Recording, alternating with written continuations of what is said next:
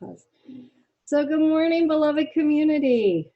I'm so happy that you're all here with us today.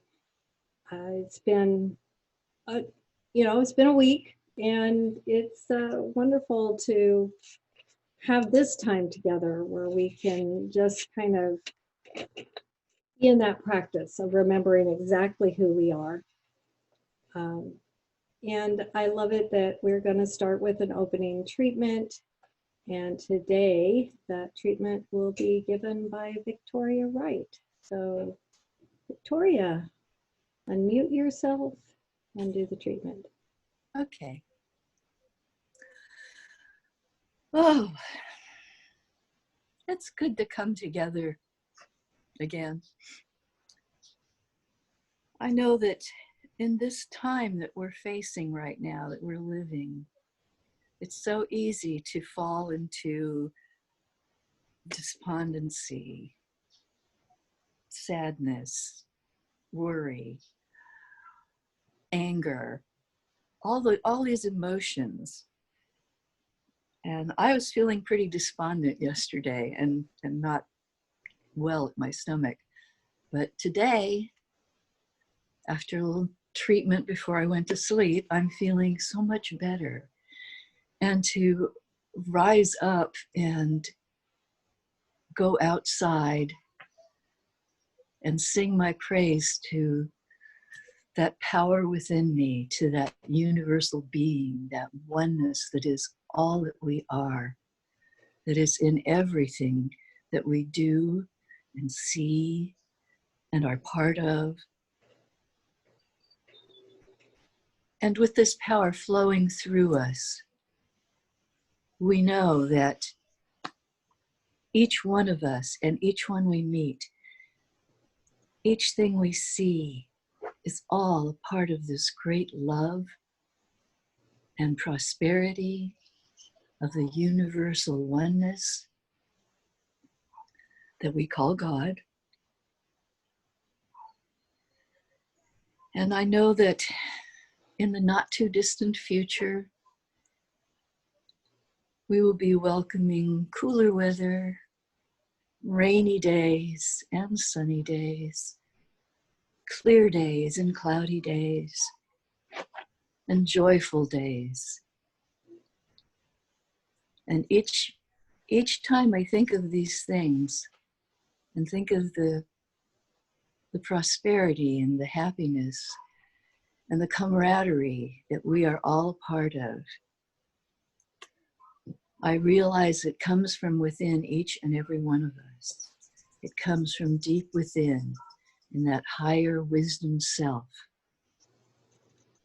And for this, and for all of us, I give great thanks that these things manifest without our help. They manifest because God's in charge, and glory is the day we are given. Glory is the self that we have. Glory, all glory to God. And I release this treatment knowing that it is already so. And we say, and so it is. Thank you, thank you, thank you. And so it is. Okay, I am gonna, I should have done this before the treatment, but thank you so much. That was really beautiful. I just want to remind everybody that while we're doing the Zoom call, particularly during this time, during the service time, if you're on speaker view, then you kind of get the person who is speaking or the music, more in your face. I just like it better. It's fine if you want to stay in gallery, but speaker view works for me. So having said that, oh my gosh, I just have to do this shout out. Hi, Ken. So does Ken? Hi, Candice. So good to see you. I'm going to mute you out again, but thank you so Mhm, much for joining us this morning. mhm. Okay, so now we're going to have our opening song, and it is, you probably have already seen him, but I'm so excited. Our soloist today is Calvin Johnson. So Calvin, take it away. Good morning, everyone. Gosh, it's good to see you. In this moment, in this place, I remember who I am, letting fear and worry fall away from me. I open my eyes and see there is only love. There is only love. Love that heals, love that sets me free. There is only love. When I lose myself, when I feel I've lost my way, when I go inside and quiet my mind, I can hear Spirit gently say, there is only love. There is only love. Love that heals, love that sets me free. There is only love. And this voice of love, it is singing through my life. It is what I am, it is part of me.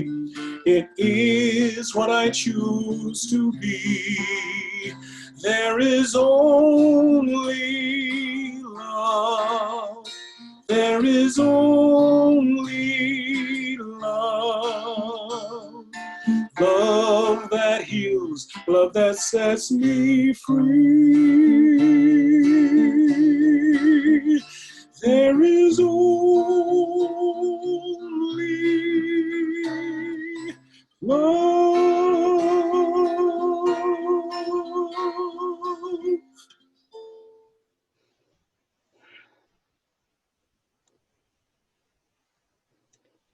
Thank you, Calvin. That was so amazing. I also want to remind you that we do have a chat. And so sometimes, because you guys are muted, if you want to say thank you, Calvin, that's a good place to do it. Or like Mary just did, put the applause hands up. But it's, I just love it that you're here with us. It's, the angel in the room, the voice. It's, thank you so much. Okay, so today I actually have a topic, and the topic is the gift of unpleasant feelings. I want to begin with a quote. A dear friend of mine, Temple Hayes, says, "There is always a path, and you are always on it. Trust the way." And I think it's a good thing to remember that, because it's not always easy to trust the way. And particularly, we all know, so I'm kind of restating the obvious. We are living in very tumultuous times.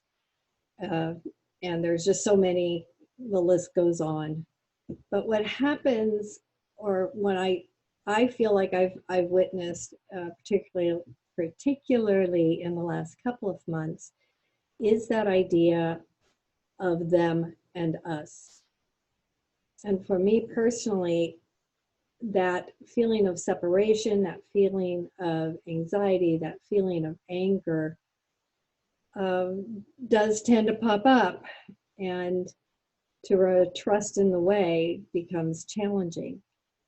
So in my little exploration for today, I happened upon a TED Talk, and it's from 2016, and the speaker was a psychologist, and her name is Dr. Joan Rosenberg, and she's got lots of TEDx and TED Talks out there, so feel free to look her up.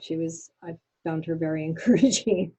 The focus of the talk that I looked at was on what to do when what she calls unpleasant feelings come up.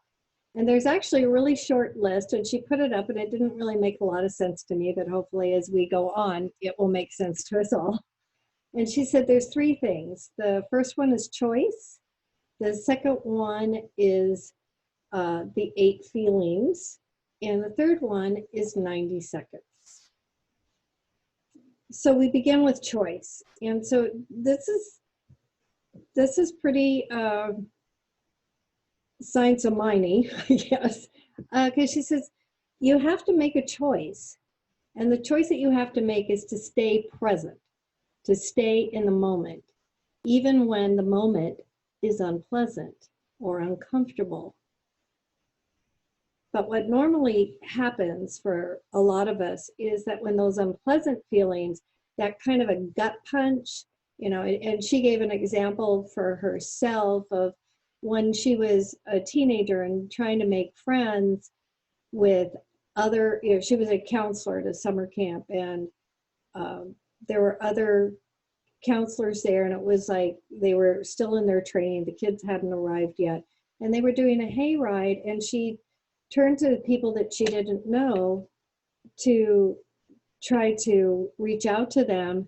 And she said something, and one of the other girls turned to her and said, you're just boring. And it was that gut punch, that unexpected ow that hit her.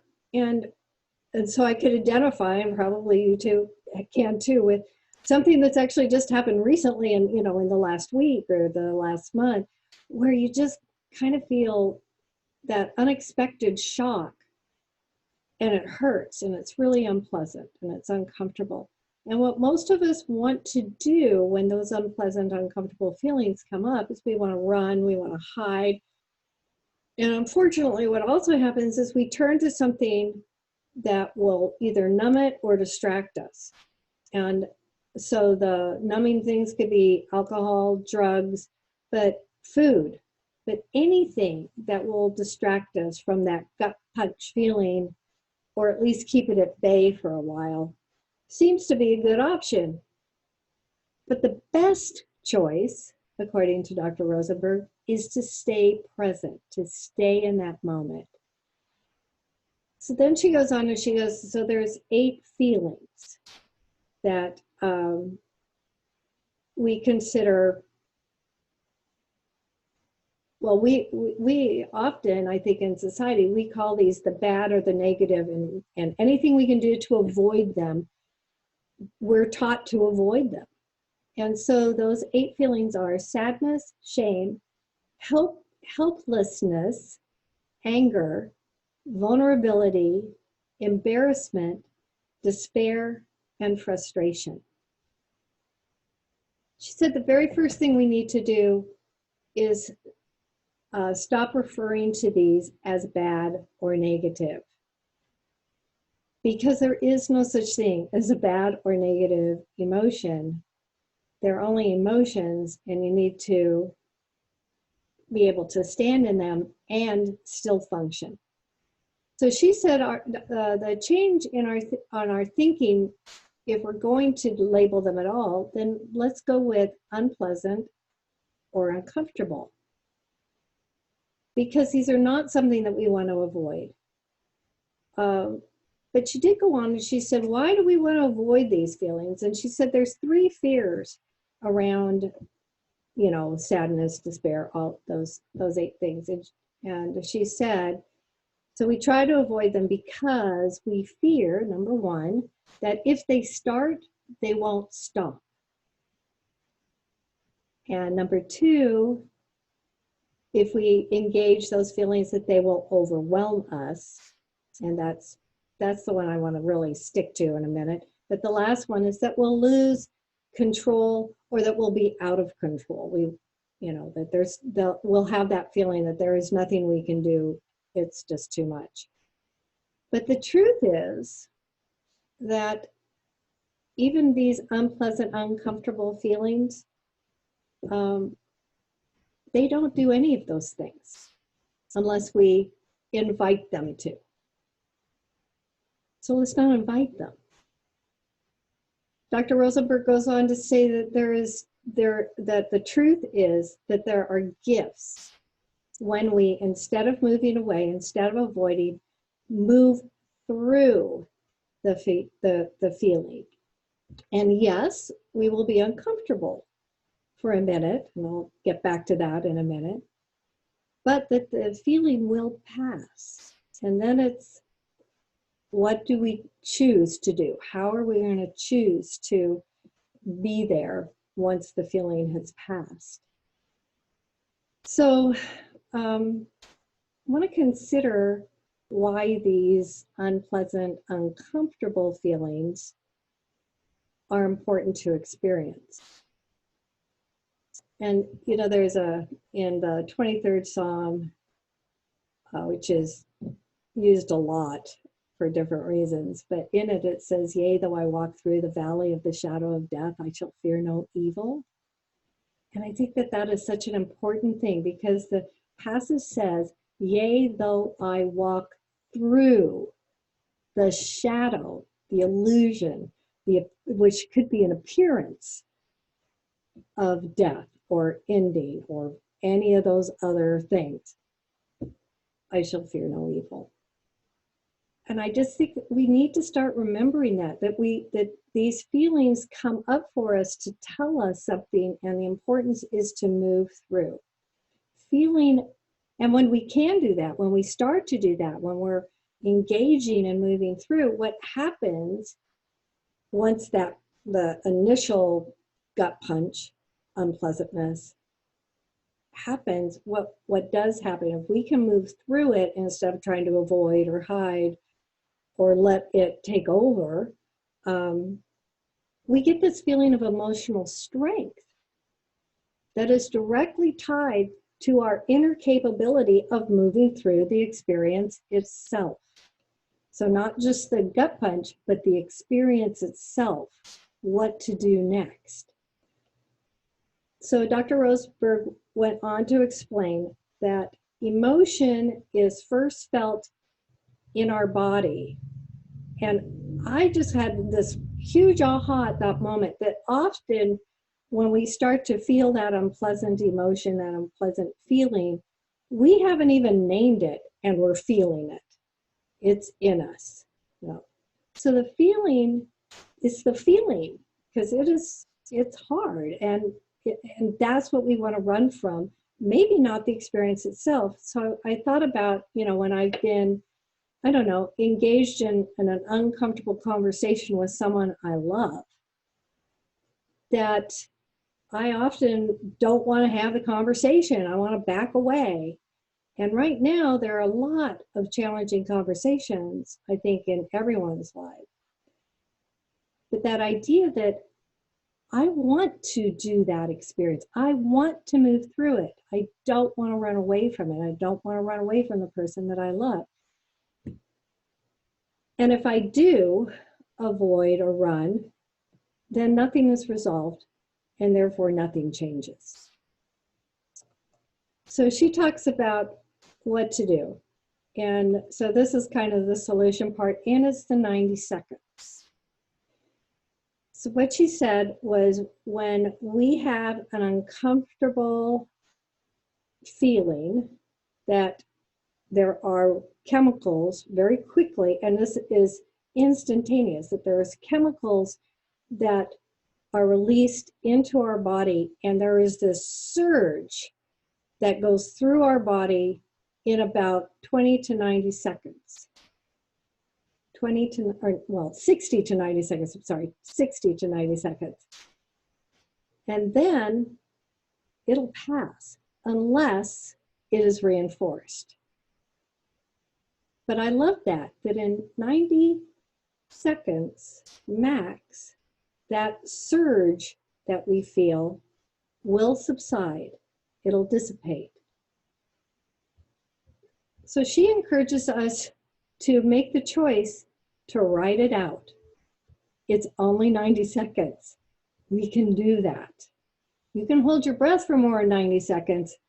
You can do this. And often while that surge is happening, we are holding our breath. So let it out. She had a great analogy, which was ocean waves. And she described it kind of like this, that when you're standing and you're observing the ocean, sometimes the waves are big, sometimes they're little, sometimes they're calm, sometimes they're agitated. But no matter how the wave comes to the shore, it always subsides. It always ebbs and then it releases. So basically, what I think we're being asked to do is to stay present and surf the wave. As it subsides, we take a deep breath, and then a few things have really strong possibilities of happening with that releasing breath. And the first one is that we have a sense, a feeling of relief, which actually can bring to us those new chemicals flowing through our body. But the other things that Dr. Rosenberg said can very, very often happen when we've let it subside and we've taken that breath. Yes, there's a sense of relief, but often insights follow very quickly. You get, sometimes tiny, sometimes big ahas about, and the insights often say, and here's what I need to do. And sometimes it is step back from this conversation, from this experience, and take a couple of deep breaths, but then step back in and say this instead. She also said that one of the things that can happen after that breath is that within that breath, there is a potential that may even unhook our old stories about ourselves.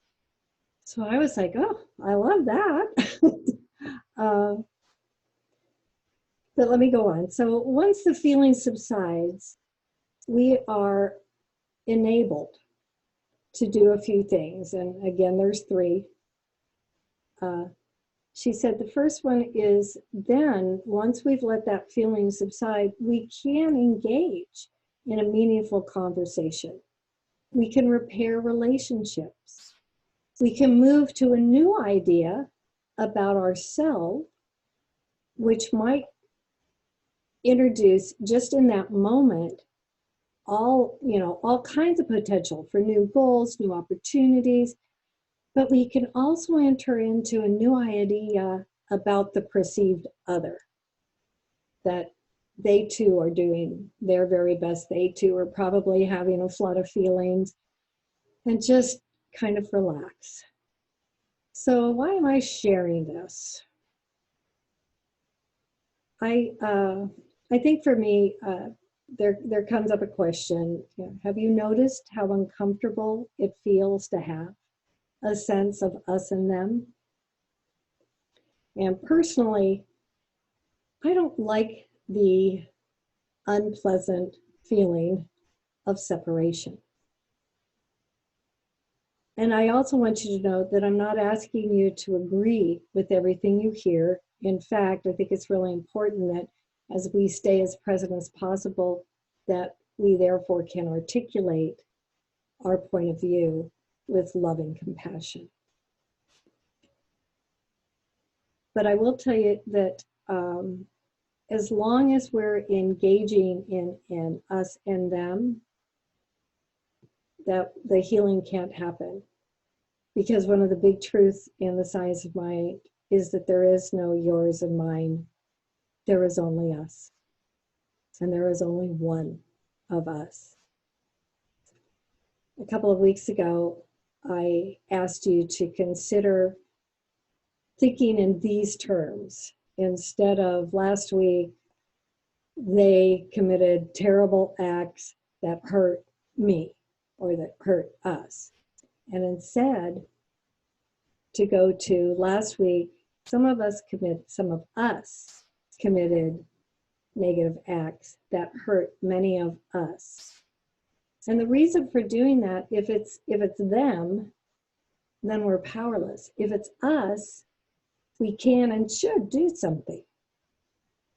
So I really like the idea of changing that to that previous statement to this. Last week, some of us committed selfless acts of kindness that lifted many of us. So consider those selfless acts of kindness that you can commit this week. So I'm bringing all of that up again because I needed the reminder. And here's another reminder that I received this week from Rumi. Out beyond the ideas of right doing and wrong doing, there is a field. I will meet you there. So I would like to now move into our treatment time. And as always, I will give you, we'll start this with a minute of silence. And if you have a request for a treatment, so by request, I mean something that you want, and you don't have to tell me any of the story or anything, please take this minute in the silence to also put into the chat what your request is, and then I will add it into our closing treatment. So take a deep breath with me and settle in and enjoy the silence.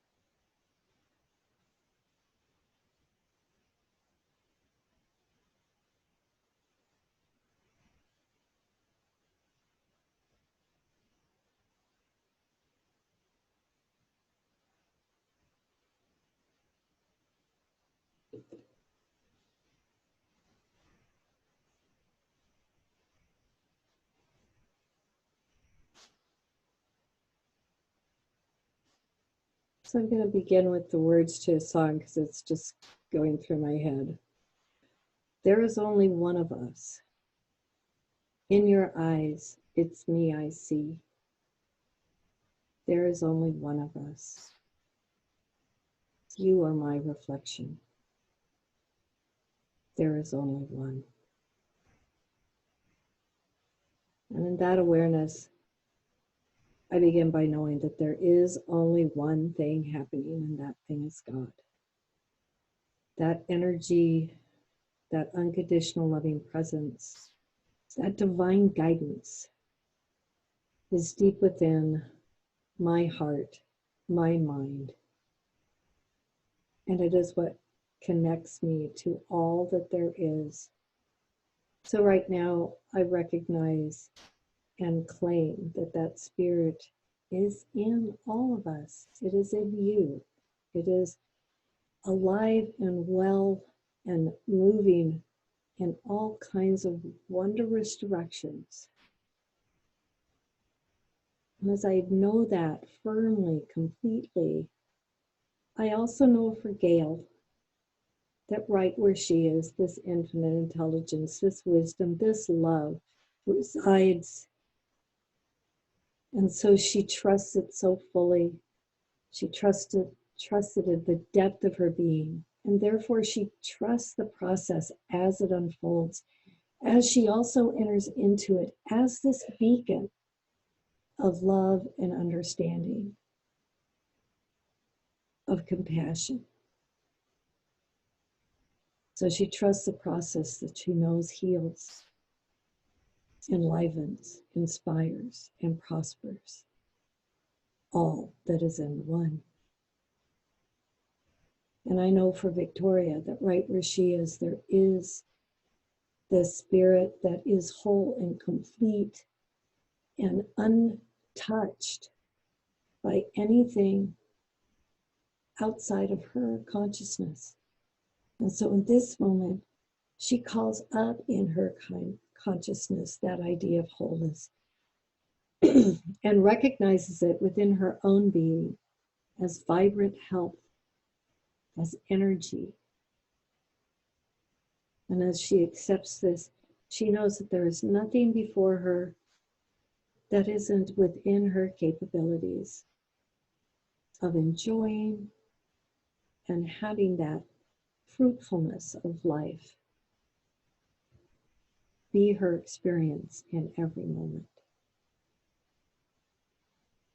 And as I accept all of this, I also know that spirit is in all beings everywhere.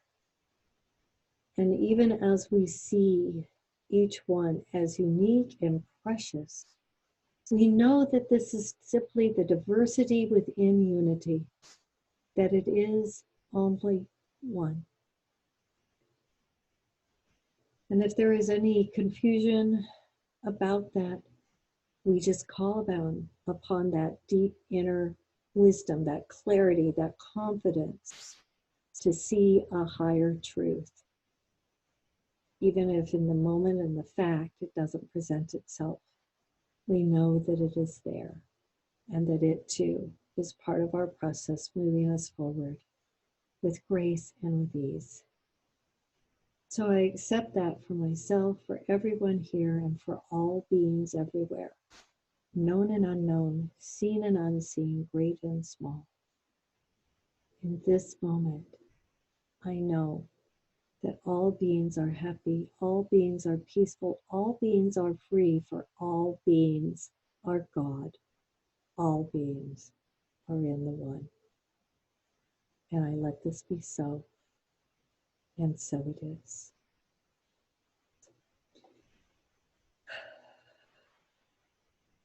So now is the time that we move on to our offering. And so I want to thank everybody who has been sending in their gifts and tithes. It is so great. And I love the fact that we are supporting this community with our way. I remember, I think it's Raymond Charles Barker used to say that money is love in action, and that this is how we choose to have our activity in life. Part of our activity in life is that we are here to financially support the center. So I want to remind you that currently there are 2 ways to give to the center, and one is to just mail it in, and Gail will happily receive that and open it and send it about its work within the universe. The other is if you have electronic bill pay, and this is my choice, is I have electronic bill pay, so I use that and once a month go and do my my tithe that way, and I really like it. But now we're just going to go ahead and we're going to do what we would always do, which is give thanks. So I am going to put up our offering affirmation. So hopefully you can all see that. And together, let's just say this together. Divine love through me blesses and multiplies this gift.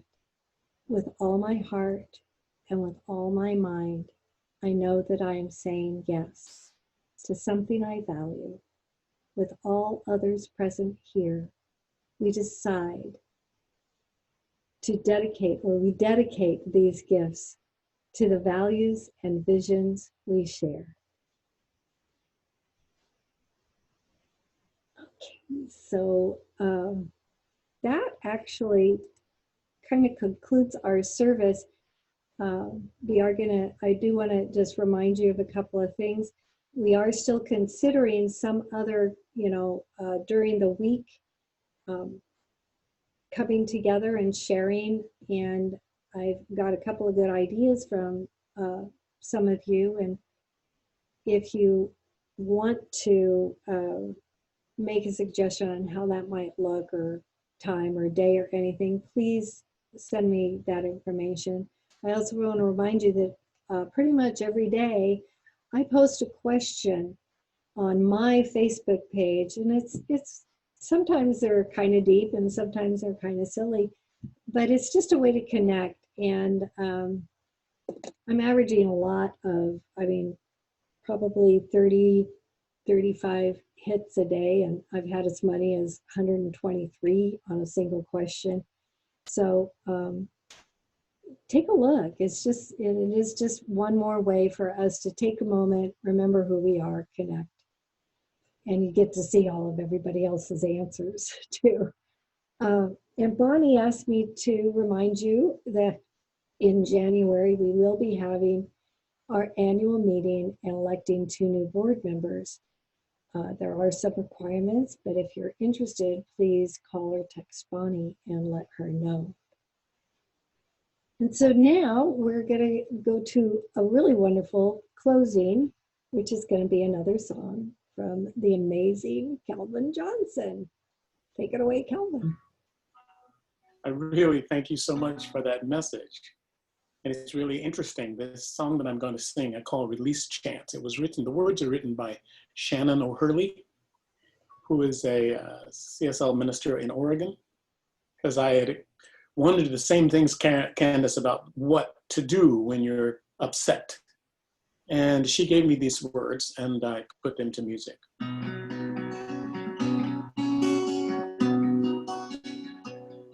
I bless you. I forgive you.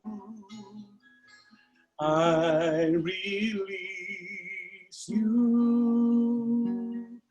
Release you to love.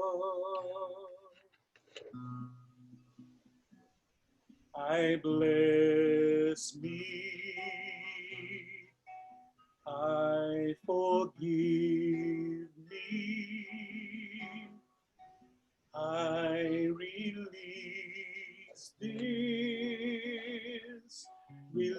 this to love. We bless them. We forgive them. We release them. Release them to love. We bless us.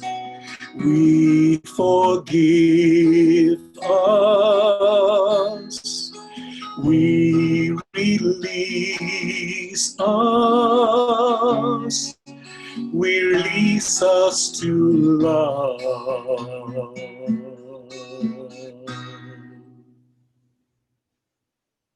Namaste. Namaste. Thank you so much. So that is the conclusion of our service for today. If you would like to stay, I have just put in the chat a question, because I like to have this opportunity to just kind of share So you don't have to use the question, but I would love to have you consider this question today and throughout the week. And so I just put it in the chat, but I'll read it to you. The question is, how can I remain a peaceful presence in the world?